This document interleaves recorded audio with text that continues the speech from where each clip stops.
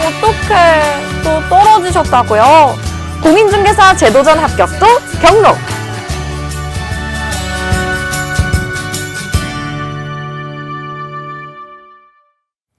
그 다음 이제 21번 보시면 주택법령상 주택의 유형과 내용에 관한 설명으로 틀린 것은 그랬어요. 도시형 생활주택은 국토계획 및 이용에 관한 법률에 따라서 도시형이기 때문에 도시지역에 건설합니다.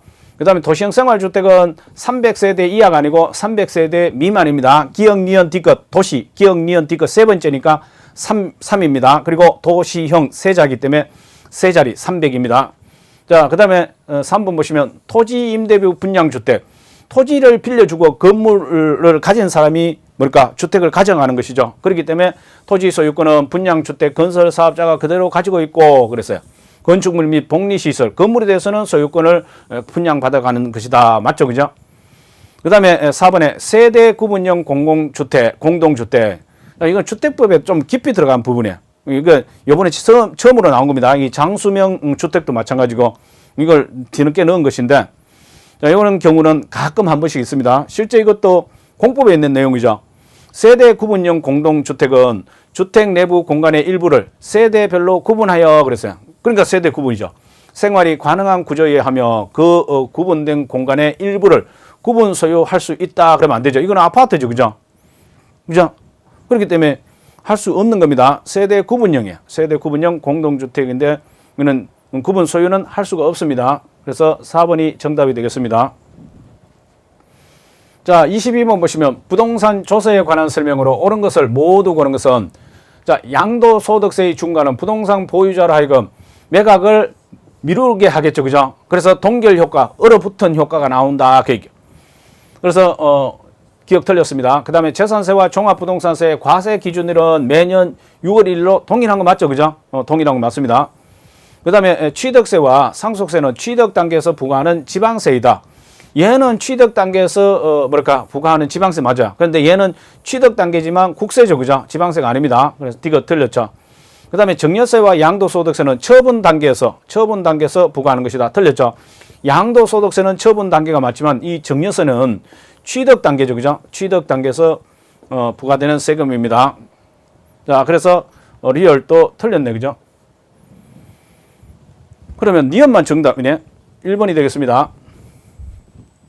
자, 23번 보시면 다음 자료는 A 부동산의 1년간 운영 수지이다. A 부동산의 총 투자액은 6억 원이며 투자자는 총 투자액의 40%를 대출을 받았다. 이 경우 자, 그러면 40% 받았으면 64, 24. 그러면 대출은 2억 4천이네. 그죠? 2억 4천. 그러면 지분은 얼마야? 지분은 4억 6천이 되네. 그죠? 4억 6천만 원이 되네. 그죠? 3억 6천이죠. 6억이니까 3억 6천이 되는 거죠. 3억 6천만 원, 3.6억. 자, 이 경우 순소득 성수와 순소득 성수는 뭡니까? 몇 배냐 그랬죠. 그죠? 승수 멀티플라이어잖아. 그래서 때문에 순영업 소득은 그래서 그러면 순영업 소득 여기까지는 총 투자하고 비교한다 했죠. 그죠? 총 투자 금액이 몇 배가 되느냐. 분자가 커야 배수가 나오겠죠. 그죠? 그러면 요걸 구하면 되겠죠. 일단 총 투자 금액은 6억 원은 이미 나와 있죠. 순영업 소득은 여기서 구하면 되겠죠. 그 다음에 또 뭡니까? 세전 현금 흐름 성수는 그랬어요. 자, 세전 현금 흐름 성수기 때문에 여기 이 분자가 세전 현금 흐름이 되겠죠. 현금 흐름이죠. 그러면 요 분자는 뭐가 와야 돼요? 지분 투자액이 나와야 되죠. 지분 투자액이 나와야 된다. 그 얘기. 왜냐하면 우리가 이제 부채 가능 조석에서 가능 조소득, 포텐셜 그로스 인컴에서 백현시의 크레딧 로스, 공시 및 불량 부채를 빼고 여기다가 어더 인컴을 더하게 되면 뭐가 된댔습니까? 이펙티브 그로스 인컴, 유효 총소득이 되고 여기다가 오퍼레이팅 익스펜스, 운영 비용을 빼게 되면 넷 오퍼레이팅 인컴이 된다 그랬어요. 여기까지는 총 투자 금액하고 비교한다 했죠. 그죠? 그죠? 그러면 그 다음에 이제 빚 갚아라 한다 했죠. 뎁 서비스. 빚 갚아라. 빚 갚고 나면은 뭡니까? 비포 텍스 캐시플로우 했죠. 세금 내기 전에 현금 흐름이야. 그래서 이걸 보고 이제 요 그대로 접목시키면 됩니다. 가능 총소득이 7천만 원이에요. 가능 총소득이 7천만 원. 그 다음에 공실 및 손실 대손 충당금 500만 원. 500만 원 빼면은 6,500이 되네. 그죠? 6,500에다가 기타 소득 100만 원이 있으니까 100만 원 있으니까 6,600만 원이 되네. 그죠? 6,600만 원. 그다음에 오퍼레이팅 익스펜스 운영 비용은 세금은 안 들어가죠. 세금이 이 밑에 들어가잖아요. 이 밑에 쪽에 그죠? 여기에 가서 이제 텍스 라이어빌리티 세금 내야 되죠. 영업소득세. 그렇기 때문에 얘는 운영 비용에 들어가지 않고 수선 유지비, 용역비, 재산세, 직원 인건비. 그러면 200, 300, 400, 500, 600이 되겠네. 그럼 여기 600을 빼주면 됩니다. 그러면 6천만 원이 나오겠죠. 6천만 원이 나온다. 그러면 여기 6천만 원 넣으면 되죠. 순영업 소득 6천만 원. 그럼 6천원, 6억은 6천에 몇 배입니까? 10배죠. 10배다. 그 다음에 부채 서비스액, 뎁 서비스액 1,500이네. 여기 이제 1,500 빼는 거야. 그러면 얼마입니까? 4,500이 되겠네. 그죠? 비포 텍스 캐시플로가 4,500이야. 여기 4,500 넣으면 되는 거야. 지분 투자액 얼마야? 아까 지분 투자액 3억 6천이네. 그죠? 3억 6천만 원. 3억 6천만 원. 그러면 3억 6천만 원. 자, 3억 6천 나누기 얼마입니까? 4,500이죠. 자, 이렇게 하면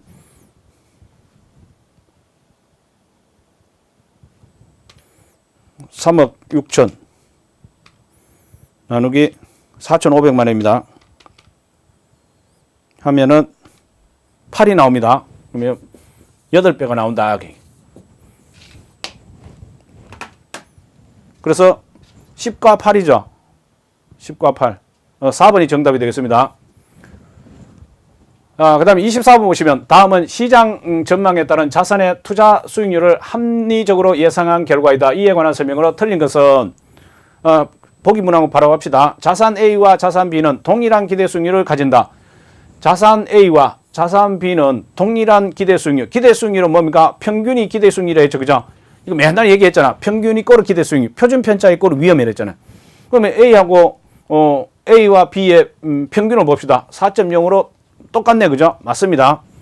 틀린 거 찾는 겁니다. 그 다음에 낙관적 시장 전망에서는 자산 D의 수익률이 가장 높다. 낙관적인 곳에서 기대 수익률. 자, 얘가 수익률이잖아. 그러면 지금 A는 6%, B는 10%, 자산 C는 9%. 자산 D가 제일 높네. 그죠? 제일 높습니다. 맞습니다. 그 다음에 자산 C와 자산 D는 동일한 투자 위험을 가진다. 자산 C와 자산 D는 위험은 뭡니까? 표준 편차로 얘기한다 했죠. 표준 편차 얘기했잖아요. 여기 한번 봅시다. 0.71%, 4.24. 누가 더 위험합니까? 자산 D가 더 위험하죠. 그러면 동일한 그러면 안 되죠. D가 더 위험하다 그래. 그래서 정답 3번이 됩니다. 자, 25번 보시면 부동산 투자 분석 기법에 관한 설명으로 틀린 것은 그랬어요. 자, 수년제 가치법과 내부 수익률법, NPV와 IRR은 화폐 시간 가치를 반영한 투자 분석 방법이다. 그래서 할인연금 수지 분석법 맞죠? 그죠? 1번 맞습니다. 그 다음 2번에 자, 여러 개의 투자안을 비교할 때 투자 금액의 차이가 큰 경우 수년제 가치법과 내부 수익률법은 분석 결과가 서로 다를 수 있습니다. 당연히 다를 수 있죠. 그럴 때 수년제 가치법이 더 어떤 요구 수익률을 이용하다 보니까 더욱더 부의 어떤 정도를 갖다가 측정하는 데는 수년제 가치법이 더 확실합니다. 얘는 비율로만 보여주잖아. 내부 수익률법은. 그래서 수년제 가치법이 더 우수합니다. 그 다음 3번에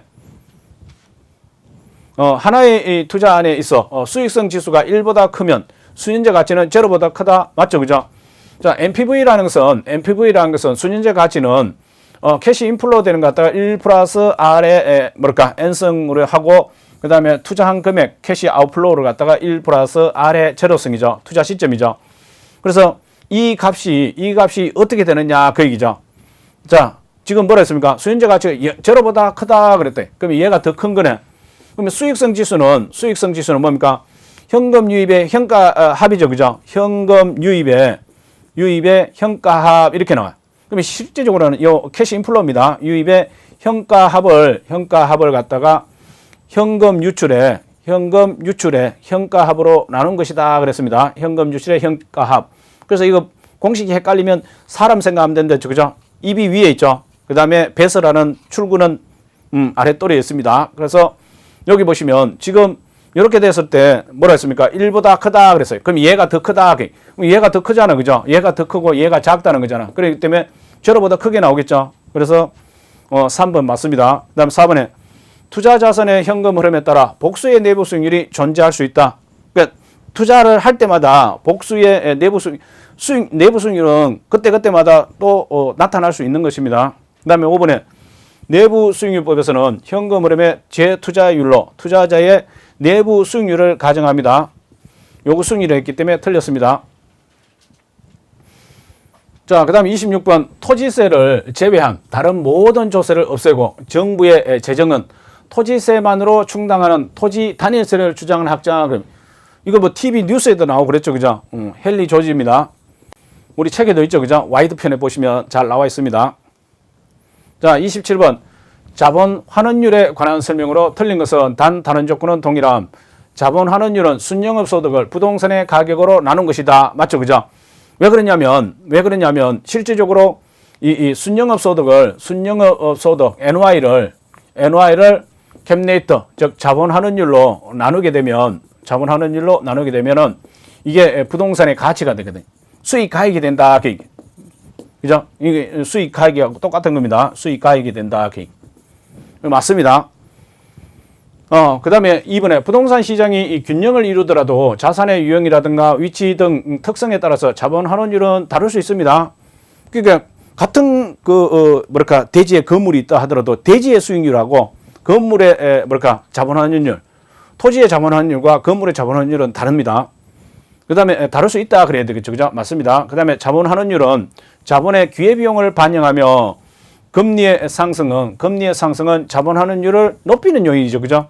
일반적으로 자본 환원율은 별도의 얘기가 없으면은 요구 수익률을 갖다 쓴다 했습니다. 요구 수익률을 쓰게 되는데 얘는 무위험률 플러스 위험 할증률에다가 인플레가 있으면 인플레이션 할증률까지 반영이 되잖아요. 그렇기 때문에 이 자본 환원율은 실제 금리가 상승하게 되면 얘가 올라갑니다. 얘 올라가면 요구 수익률을 갖다 쓸 경우에 이 자본 환원율에 얘도 높아지는 결과를 가져오죠, 그죠? 그래서 3번이 틀렸습니다. 자, 28번 보시면 A 임차인은 비율 임대차 방식의 임대차 계약을 체결했다. 이 계약에서는 매장의 월 매출액이 손익분기점 매출 이하이면은 기본 임대료만 납부하고 지급하고 손익분기점 매출액을 초과하게 되면은 초과 매출액에 대해서 일정 임대료율을 적용한 추가 임대료를 기본 임대료에다가 더해서 낸다. 가산해서 지급한다고 약정했다. 구체적인 계약 조건과 예상 매출액은 다음과 같다. 해당 계약 내용에 따라서 A 임차인이 지급해야 될 것으로 예상되는 임대료의 합계는 그랬어요. 주어진 조건은 여기에 따라서 하면 됩니다. 자, 계약 기간은 1년이고 임대 면적이 300제곱미터입니다. 면적이. 자, 임대 면적당 기본 임대료는 매월 5만 원이에요. 그러면 이렇게 하면은 기본 임대료는 얼마 됩니까? 3, 5, 15, 1,500만 원 되겠네, 그죠? 1,500만 원. 그 다음에 손익분기점 매출액이 매월 3,500만 원입니다. 월별 임대 면적당 예상 매출액은 1월에서 6월까지는 매월 10만 원이에요. 그러면 10만 원 곱하기 면적 300제곱미터 하면은 얘는 3천만 원이네, 그죠? 3천만 원. 그러면 3천만 원이면 3,500만 원 이하잖아. 그렇기 때문에 얘는 기본 임대료만 내면 됩니다. 기본 임대료 1,500만 원이죠. 1,500만 원이죠. 얘에다가 지금 6개월치잖아, 그죠? 6개월치. 그러면 5, 6이 30, 6일은 6. 그러면 9천만 원이네, 그죠? 9천만 원을 6개월 동안 내면 되죠, 얘는. 그 다음에 7월에서 12월 사이는 19만 원을 냈어요. 그러면 여기 면적 300제곱미터를 곱하게 되면, 자, 19만 원 곱하기 300제곱미터입니다. 300제곱미터 하게 되면 5,700만 원이에요. 5,700만 원입니다. 5,700만 원 같은 경우에는 지금 손익분기점을 넘었었네, 그죠? 손익분기점을 넘었었어요. 자, 그러면은 손익분기점을 넘어가게 되면은 뭐라 했어요? 넘어가면은 추가 임대료를 기본 임대료에 더해서 그랬잖아요, 그죠? 가산해서 지급한다 했어요. 그러면 여기서 기본 임대료가 아까 1,500이죠. 1,500이잖아. 그럼 이 경우에는 1,500만 원에 더하기 5,700만 원 빼기 요게 이제 초과하는 부분이잖아. 5,700만 원입니다. 이 5,700만 원에서 5,700만 원 빼기 얼마입니까? 5,700만 원에서 3,500만 원이네, 그죠? 3,500만 원 곱하기 몇 프로입니까? 임대료 10%입니다. 0.1을 해라. 그러면 5,700만 원 빼기 5,700만 원 빼기 3,500만 원입니다. 3,500만 원 하면은 2,200만 원 곱하기 0.1을 하게 되면 220만 원입니다. 그러면 500만 원, 1,500에 더하면 되겠죠. 그죠? 1,500만 원 더하면 됩니다. 그러면 1,720만 원이네. 1,720만 원입니다. 요거 6개월 치잖아. 그죠? 6개월 치잖아. 곱하기 6을 하면 돼요. 6을 하면은 1억 320만 원이죠. 그렇게 하면은 1억 320만 원. 1억 320만 원 나옵니다.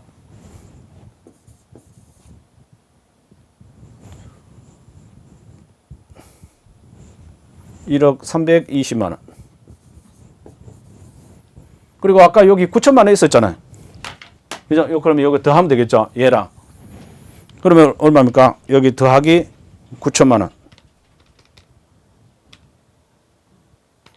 그러면 1억 9,320만 원.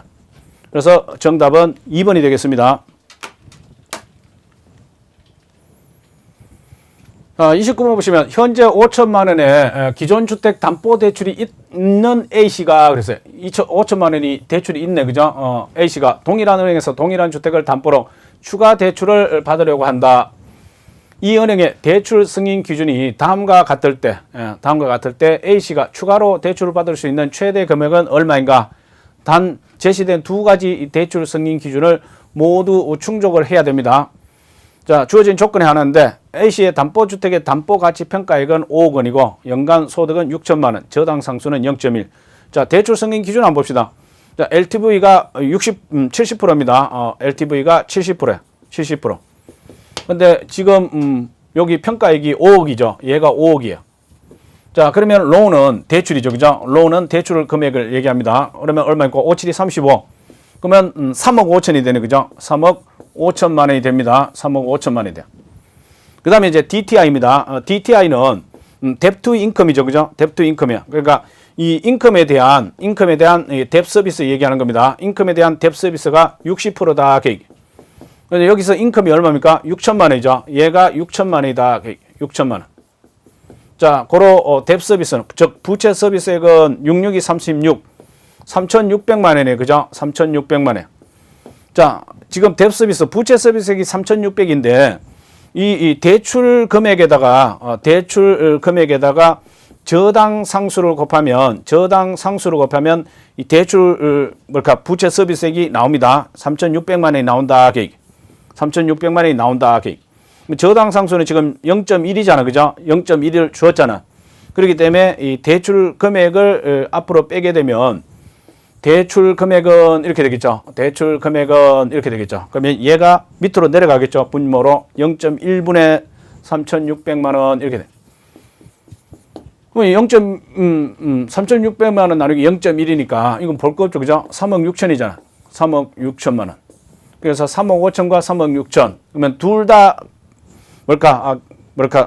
승인 기준을 통과돼야 되잖아. 그렇기 때문에 얘는 안 되겠죠. 그죠? 그런데 얘는 얘 범위 안에 들어가니까 얘가 적용이 되겠죠. 그런데 기존에 5천만 원이 있기 때문에 5천만 원을 뺀 3억까지는 최대 대출해 주겠다. 그 얘기죠. 해줄 것이다. 그래서 정답 3번이 되겠습니다. 자, 30번 보시면 부동산 관리 방식을 관리 주체에 따라서 분류할 때 다음 설명에 모두 해당하는 방식은, 자, 일단 소유와 경영이 분리되어 있다. 그러면 이거는 직접 관리, 자치 관리 이런 건 안 한다는 소리죠. 이런 건 안 한다. 그 얘기. 이 주체를 기준으로 하기 때문에 유지 관리 이런 건 주체가 아니죠. 자, 그 다음에 대형 건물의 관리에 유용하죠. 그러면 전문성을 띄어야 돼요. 이거 뭐 볼 것도 없이 위탁인데 관리의 용역비 부담이 조금 따라가죠. 그죠? 용역을 주는 거니까. 상당히 전문적이고 체계적이잖아요. 위탁관리. 그래서 2번이 정답입니다. 자, 31번 보시면 고정금리 대출의 상환 방식에 관한 설명으로 옳은 것을 모두 고른 것은 단 주어진 조건에 한하며 다른 조건은 동일함. 자, 기억 보시면 만기 일시 상환 대출은 만기에 한꺼번에 다 간다. 그 얘기. 그러면 대출 기간 동안은 차입자가 뭐만 내는 겁니까? 이자만 내야 되겠죠. 그죠? 이자만 상환하기 때문에 원리금 상환 구조가 간단하죠. 그죠? 그래서 기억이 틀렸습니다. 옳은 건 찾는 겁니다. 자, 이자지 원금이 아닙니다. 그 다음에 최정식 분할 상환 대출. 점점 늘리는 식으로 분할해서 갚는다. 그 뜻이죠. 최정, 점정의 뜻입니다. 대출 초기에는 낮고, 그죠? 대출 초기에는 원리금 상환액이 작습니다. 근데 시간의 흐름에 따라서 늘린다. 그러니까 불어날 증자 쓰는 것이죠. 그래서 니은이 맞죠. 그 다음에 디귿에 원리금 균등 분할 상환 대출이나 원금 균등입니다. 원리금이나 원금 균등 상환 대출에서 거치 기간이 있을 경우 그랬어요. 뭐 거치 기간 동안에는 이자만 내잖아요. 그죠? 이자만 지급하잖아. 그러면 이자 지급 총액은 증가하겠죠. 나중에 원리금 아직 그대로 남아있어. 원금 아직 안 갚았잖아요. 그렇기 때문에 얘가 더해질 거 아니에요. 그러다 보니까 원리금 지급 총액은 증가할 수밖에 없습니다. 자, 그 다음에 이제 대출 채권의 가중평균 상환 기간을 보았을 때 원금 균등 분할 상환 대출에 비해서 원리금 균등 분할 상환 대출이 훨씬 더 깁니다. 훨씬 더 길다. 자, 그래서 실질적으로 뭘까? 이 구조 자체를 보더라도 월 지불액을 Y축으로 두고 X축을 기간으로 봤을 때 원리금 상환은 이런 식으로 간다 했죠. 그죠? CPM 원리금 상환 방식이죠. 컨스턴트 페이먼트 모기지 메소드 방식입니다. 그 다음에 이제 원금 균등 상환 방식은 CAM 방식이죠.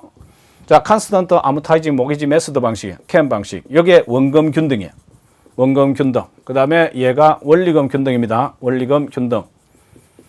그 다음에 이제 자, 그레지에이티드로 가는 이 GPM, 페이먼트 메소드 방식. 자, 이렇게 가면은, 내가 보세요.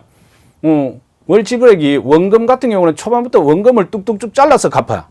그 원리금은 뭡니까? 원리금은, 초반에는, 원리금은 이렇게 됩니다. 초기에는, 대출 초기에는, 뭐가 많이 갚아집니까? 이자가 많이 갚아져요. 나중에 이제 원금 많이 갚아지는 이런 형태야. 얘가 이제, 원리금 균등 방식입니다. 자, 그러다 보니까, 원금 같은 경우는 이 원금 균등 방식은 처음부터 원금을 이렇게 뚝뚝 잘라서 갚아버려요. 그렇기 때문에 상환 기간이 원금이 훨씬 더 짧습니다. 그럼 상대적으로 원리금이 더 길겠죠. 그죠? 그래서 니은 뒷걸 리얼이 맞는 내용이죠. 4번이 정답이 되겠습니다. 32번 보시면 한국주택금융공사의 주택담보 노후연금에 관한 설명으로 옳은 것은 그랬어요. 자, 주택 소유자와 그 배우자의 연령이 보정을 위한 등기, 건저당 설정 시점을 얘기하는 겁니다. 건저당 설정 등기 할 때 나이 만 55세 이상이 됩니다. 이상으로서 소유하는 주택의 기준 가격이 공시지가 기준으로 15억이 아니고 12억 원입니다. 얘도 법령 개정됐기 때문에 나올 확률이 높다 그랬는데 그대로 나왔죠. 그래서 1번 틀렸습니다. 2번 주택 소유자가 담보를 제공하는 방식에는 저당권 방식과 그 다음에 신탁 방식이 있습니다. 그런데 이 문제에서는 법령의 내용을 그대로 쓰지 않았죠. 조금 돌려서 썼죠. 그다음 저당권 설정 등기 방식과 신탁 등기 방식이 있다 이렇게 돼 있죠. 자, 그래서 한국주택금융공사법에 경고를 한다면 저당권 방식과 신탁 방식이 있다 이렇게 얘기합니다. 그래서 옳은 것은 맞죠, 그죠? 2번이 정답입니다. 뭐 나머지는 보시면 되고. 한번 볼까요? 주택 소유자가 생존해 있는 동안에만 노후 생활 자금을 매월 연금 방식으로 받을 수 있고 배우자에게는 승계되지 않는다. 아니죠. 배우자에게도 얼마든지 승계됩니다. 그러면 배우자는 승계 안 되면 어떻게 하라고, 그죠? 생활비 지급돼야 되겠죠. 다만 이제 뭐 기존의 대출을 승계하는 조건을 하고 연계해 줍니다. 그다음에 이제 주택법에 따른 준주택 중에서 주거 목적으로 사용하는 오피스텔 무슨 목적? 주거 목적. 그러면은 가입할 수가 있습니다. 없다 그랬기 때문에 틀렸죠. 그다음에 주택담보 노후연금을 받을 권리는 양도 압류를 할 수 없다. 자, 그래서 정답 2번입니다.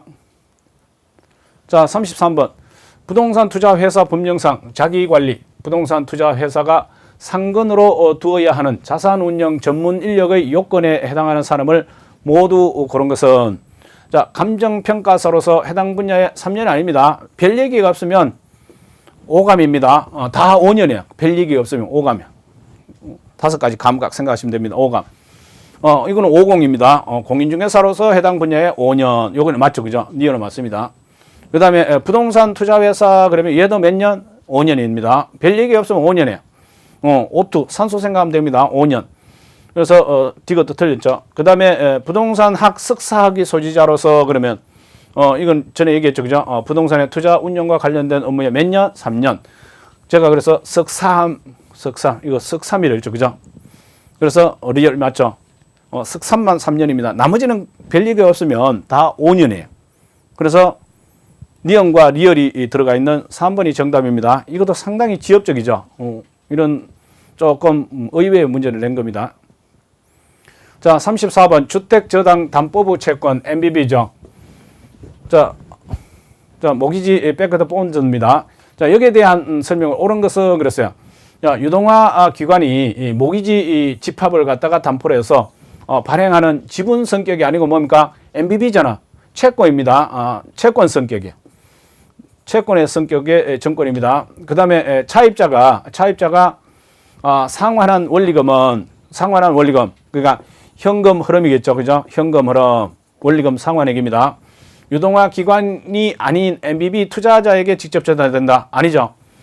유동화 기관에 전달되죠, 그죠? 왜냐하면 현금 흐름과 소유권 둘 다 누가 가진다고? 발행기관이에요. 그래서 투자자가 나오면 안 됩니다. 그래서 2번 또 틀렸죠, 그죠?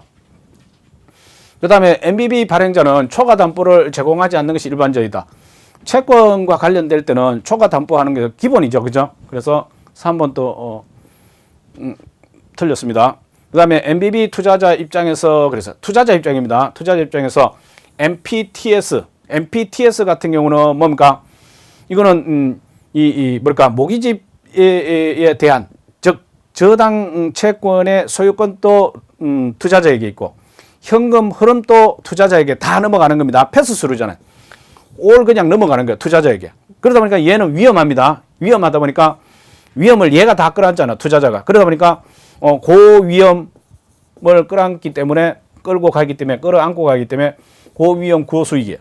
자, 여기에 비해서 이 MBB 같은 경우는 투자자 입장에서 뭐냐면 발행자가 다 안고 가잖아요, 그죠?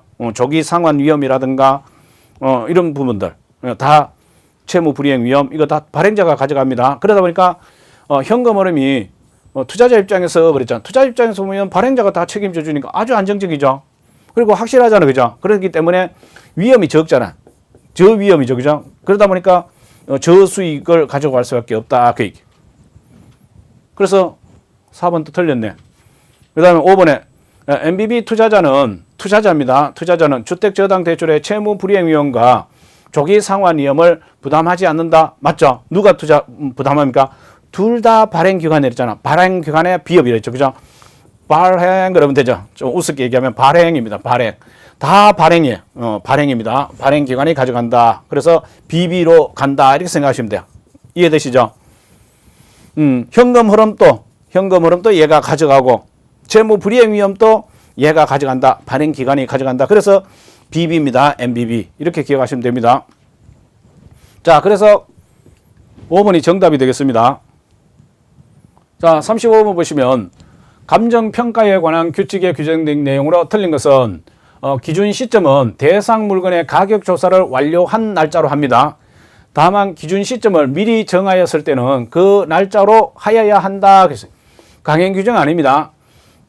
이 기준 시점을 미리 정했을 때는 가격 조사가 가능할 경우입니다. 가능할 경우에는 그 날짜로 할 수 있다. 이렇게 돼요. 할 수 있다. 이렇게 됩니다. 그래서 1번이 틀렸습니다. 나머지는 맞기 때문에 한번 읽어보시면 됩니다. 자, 36번 보시면 다음 자료에서 수익 방식에 의한 대상 부동산의 시상가액 산정 시 적용된 환원 이율은 그랬어요. 자, 환원 이율은 순수익을 뭘로 나눈 겁니까? 수익 가액으로 나눈 것이죠. 수익 가액. 일반적으로 이제 부동산 가치로 나누게 됩니다. 부동산 총액으로 나눈 것이 일반적이다. 이렇게 보시면 돼요. 자, 그래서 순수익을 먼저 구해야 되겠네, 그죠? 여기 시상가액은 나와 있네요. 5억. 여기에 분모는 5억으로 나와 있습니다. 그럼 얘를 구하면 되겠죠. 그죠? 그러면 PGI 가능 총소득 얼마입니까? 5천만 원이네요. 그죠? 5천만 원. 그 다음에 공실 및 손실 상당액 및 대손 충당금이 가능 총수익의 10%. 10%. 그러면 500만 원이네. 기타 소득 없죠. 없기 때문에 얘가 이제 유효 총소득이죠. 이펙티브 그로스 인컴 유효 총소득인데 얘가 4,500만 원. 자, 얘가 유효 총소득입니다. 유효 총소득. 그다음에 얘가 공실 및 대손 충당금, 얘가 가능 조소득. 나중에 여러분도 이렇게 그냥 빨리 써 내려가기 위해서는 이게 이니셜 쓰는 게 더 좋습니다. 그다음에 여기 오퍼레이팅 익스펜스 운영 비용입니다. 운영 비용. 자, 운영 비용 얼마입니까? 운영 비용은 가능 총수익의 20%예요. 얘의 20%, 5, 20. 그럼 1,000만 원이네. 그죠? 얘 1,000만 원이네. 그러면 3,500만 원이 NY네. 3,500만 원. 그럼 여기가 3,500만 원 된다. 그 얘기죠. 그러면 5, 7이 35. 7%네. 그죠? 정답 1번이 되겠습니다. 37번입니다. 다음 자료를 활용하여 거래 사례 비교법으로 산정한 대상 토지의 시상 가액은 그랬어요. 일단 용도 지역은 어디입니까? 주거 지역이죠. 주거 지역입니다. 3종 일반 주거 지역이야. 그다음에 이제 뭐 지목 면적 상업용이고 대지죠. 면적은 100제곱미터입니다. 그다음 기준 시점은 가격 조사 완료 날짜는 10월 26일이에요. 24년도. 거래 사례 같은 경우에는 여기는 이제 사례죠. 사례 같은 경우는 역시 동네 근처죠. 같은 동입니다. 용도 지역은 똑같습니다. 3종 일반 주거지역. 그 다음 이용 상황을 보니까 똑같네. 그죠? 면적만 다르네. 그죠? 면적만 다릅니다. 면적만 달라. 자, 그 다음에 이제 거래 가격은 6억 2,500만 원입니다. 가격 구성 비율을 보니까 토지가 80%를 차지하고 건물이 20% 차지해요. 근데 여기서 구하고자 하는 건 뭡니까? 토지죠. 그죠? 토지의 시상가액은 얼마냐 이렇게 얘기했어요. 자, 사정 개입이 없는 정상적인 거래입니다. 사정 보정할 필요 없죠. 그죠? 그 다음 거래 시점은 2024년 5월 1일이야. 5월 1일에서 10월 26일 사이에 뭘 해야 됩니까? 시점 수정해야 되겠네. 그죠? 시점 수정해야 됩니다. 시점 수정할 수 있도록 여기 나와 있네. 5월 1일에서 10월 26일까지 시점 수정은 주거지역은 4% 상승, 상업지역은 5% 상승. 주의해야 될 것은 용도지역이기 때문에 상업지역 적용하면 안 되죠. 용도는 상업용으로 쓰고 있지만 용도지역은 주거지역이에요. 그렇기 때문에 얘를 적용해야 됩니다. 얘를 적용해야 돼요. 그 다음에 지역요인 같은 경우에는 같은 인근지역이기 때문에 얘는 뭐 적용할 필요도 없죠. 그죠? 적용할 필요가 없습니다. 자, 그 다음에 개별 요인은 대상 토지는 거래 사례 토지에 비해서 10% 우세요. 그러면 100분의 110이 되겠죠. 그죠? 100 플러스 10이니까 10% 우세하니까.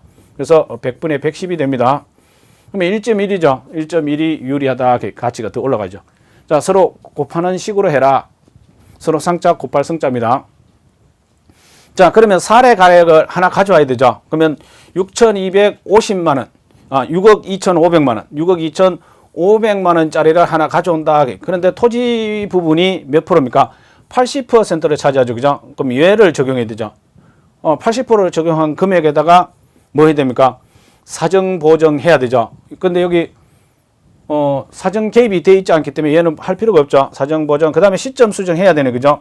시점 수정 아까 얼마나 했습니까? 시점 수정 4% 상승했잖아요. 그죠? 그렇기 때문에 시점 수정은 100분의 100 따기 4니까 104가 되겠네. 그죠? 100분의 104. 그러면 1.04네.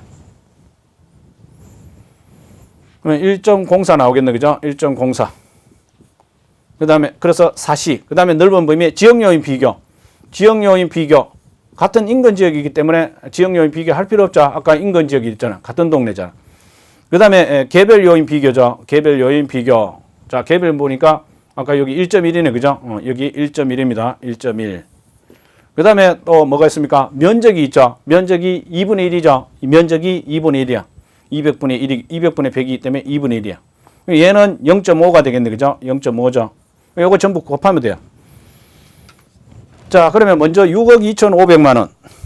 6억 2,500만 원에다가 곱하기 80%입니다. 80% 하면은 5억이 나옵니다. 5억이요. 그러면 5억에다가 뭘 곱해야 됩니까? 뭘 곱해야 됩니까? 1.04. 5억 곱하기 1.04 곱하기 1.1이죠. 1.1 곱하기 0.5입니다. 0.5 하면은 얼마입니까? 2억 8,600만 원이에요. 그래서 정답은 2번이 되겠습니다. 자, 38번 보시겠습니다. 원가법에서 재조달 원가에 관한 설명으로 틀린 것은, 자, 재조달 원가라는 것은 다시 조달해본다 그 얘기죠. 그때 비용이 얼마 들어가느냐 그 얘기. 그러면 다시 똑같은 거 만들어 보면 되겠죠. 그죠? 그렇지만 현실적으로는 힘들죠. 그렇지만 최대한 가까운 걸 뭐 가져와서 만들어 보든가 해야 되겠죠. 그래서 대상 물건을 기준 시점에 재생산하거나 재취득하는 데 필요한 적정 원가의 총액을 말한다. 맞죠? 그죠? 자, 그래서 이 원가법에서 재조달 원가를 구하는 방법에는 총량조사법, 구성단위법, 비용지수법 이런 것들을 가져와서 씁니다. 자, 여기는 뭐 그렇구나 하면 돼요. 그 다음에 3번에 재조달 원가는 대상 물건을 일반적인 방법으로 생산하거나 취득하는 데 드는 비용으로 하되 죄세 공과금은 제한한다. 아닙니다. 죄세 공과금을 포함을 해요. 그 얘기는 뭐냐면 우리가 이제 일반적으로 회계에서도 그렇고 어디든지 이 취득 시점을 기준으로 해서 여기까지의 어떤 부대 비용까지는 다 자산으로 잡습니다. 근데 여기 넘어가잖아요. 취득 시점 넘어가는 것들은 비용으로 간주합니다. 근데 예를 보면 또 비용 같아서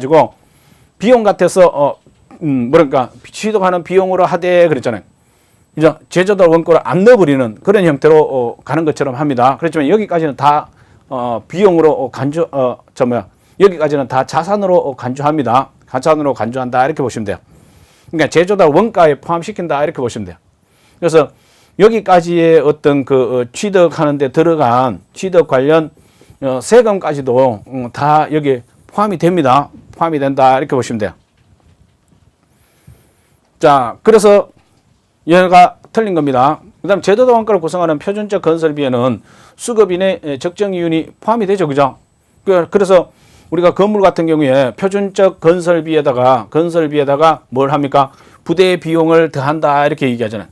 그때 이 부대 비용에 보면 표준 건설비에도 마찬가지고 여기는 직접 공사비, 그 다음에 간접 공사비, 그 다음에 뭐가 됩니까? 수급인의 이윤 이렇게 들어가요. 수급인의 이윤 들어갑니다. 표준 건설비에 들어갑니다. 그래서 이거 맞죠, 그죠? 그리고 여기 부대 비용에 가면 이 건설 자금 이자 있죠. 건설한 데 들어가는 자금 이자도 포함이 되고, 그 다음에 이제 제세 공과금도 들어갑니다. 제세 공과금도 포함이 된다. 이렇게 봐도 되고, 이렇게 봐도 됩니다. 그래서 포함이 된다는 거.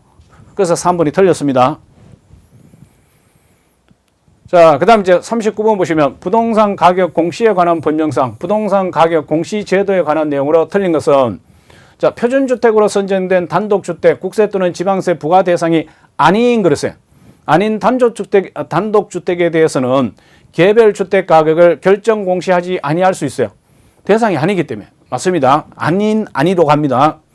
그 다음에 표준주택 가격은 국가, 지자체 등이 그 업무와 관련하여 개별주택 가격을 산정하는 뭐가 됩니까? 기준이 됩니다.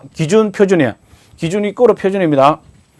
자, 그 다음에 이제 개별주택 가격 및 공동주택 가격은 주택시장에 실제 개별주택은 단독주택이고 얘는 공동주택입니다. 주택시장에 가격 정보를 제공한 건 맞죠, 그죠?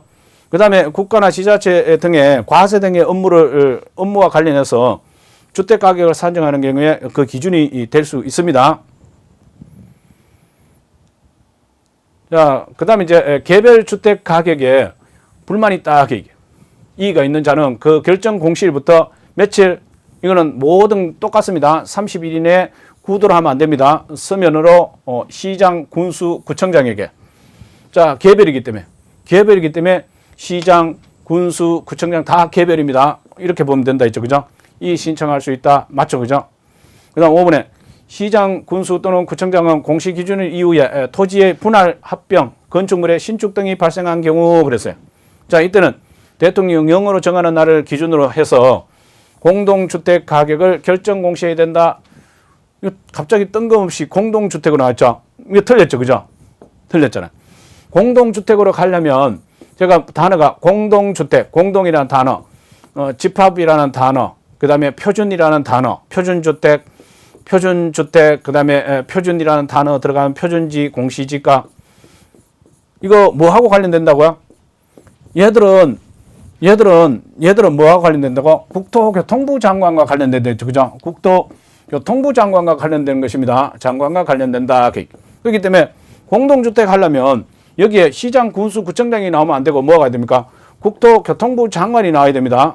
국토교통부 장관이 나와야 되겠죠, 그죠? 그래서 이래저래 틀렸습니다. 어쨌든. 그래서 5번이 정답이 되겠습니다. 자, 그 다음 40번 보시면 감정평가에 관한 규칙상 대상 물건별로 정한 감정평가 방법, 즉 주된 평가 방법에 관한 설명으로 옳은 것을 모두 고른 것은, 자, 건물 같은 경우 근원으로 생각해라 이렇게도 말씀드렸죠, 그죠? 어떤 근간이 되는 원천, 근원 이렇게 생각하면 된다 이렇게 말씀드렸습니다. 근원이야. 건물은 원가법입니다. 근원. 자, 그 다음에 이제 집합 건물의 소유 및 관리에 관한 법률에 따라서 구분 소유권의 대상이 되는 건물 부분과 그 다음에 그 대지 사용권을 일괄하여 감정평가. 일괄 그러면 뭐? 일괄 그러면 무조건 거래 사례입니다. 일괄 그러면 거래 사례. 일괄 거래. 자, 일괄 거래입니다. 일괄 거래면 거래로 가면 됩니다. 그래서 일괄하여 감정평가하는 경우에 주된 감정평가 방법은 거래 사례 비교법이다. 맞습니다. 자, 그 다음에 디귿에 자동차와 선박의 주된 감정평가 방법은 그랬어요. 자동차와 선박의 주된 평가 방법은 거래 사례 비교법이다. 아니죠. 자동차는 출퇴근한다. 그래서 맞아요. 그죠? 자동차는 거래 사례 비교법 맞지만 선박은 뭐라 했습니까? 선박 안에 누가 타고 있죠? 선원이 타고 있죠. 그죠? 선원이 타고 있습니다. 그래서 원가법이다. 선원. 원가법이다. 이렇게 얘기했어요. 맞죠? 그죠? 그래서 디귿은 틀렸습니다. 자동차는 거래 사례 비교법입니다. 자동차는 출퇴근한다 했죠. 그죠? 그래서 집에서 나가고, 집에서 나가니까 갈것자고 또 퇴근해서 집에 오기 때문에 거래 사례 비교법 이렇게 얘기했어요. 근데 선박은 아닙니다. 선원이야. 원가법입니다. 자, 그렇지만 못 쓸면은, 설모가 없어지면은 결국 해체 처분 가액으로 평가할 수 있습니다. 그 다음에 리얼에 영업권과 특허권, 이거 뭐 하는 것이라고? 영업하는 목적이 뭐야? 영업 수익 창출이죠. 특허 내는 거 뭡니까? 침해 안 되면서 내 거 지키겠다는 거죠. 수익 창출하겠다 그 얘기죠. 그러니까 이거는 수익 분석법이 아니고 수익 환원법이죠. 수익 환원법입니다. 수익 환원. 분석법은 임대료 구하는 거예요. 임대료. 그렇기 때문에 얘는 틀렸죠. 분석법을 하면 안 됩니다. 자, 그래서 맞는 것은 기업과 니은이네, 그죠? 기업과 니은. 1번이 정답이 되겠습니다. 자, 문제를 한번 풀어보시니까 어떻습니까? 충실하게 수업만 따라오면 충분히 풀 수 있는 문제죠. 다만 계산 문제가 나왔을 때 한두 문제 정도는 당황스러울 수 있지만 쉬운 말 문제부터 풀고 내가 어느 정도 풀렸을 때 그때 계산 문제 다시 도전하면 얼마든지 100점을 맞을 수 있는 그런 상황이 오게 되고, 물론 뭐 합격하는데 100점까지 먹을 필요 없죠.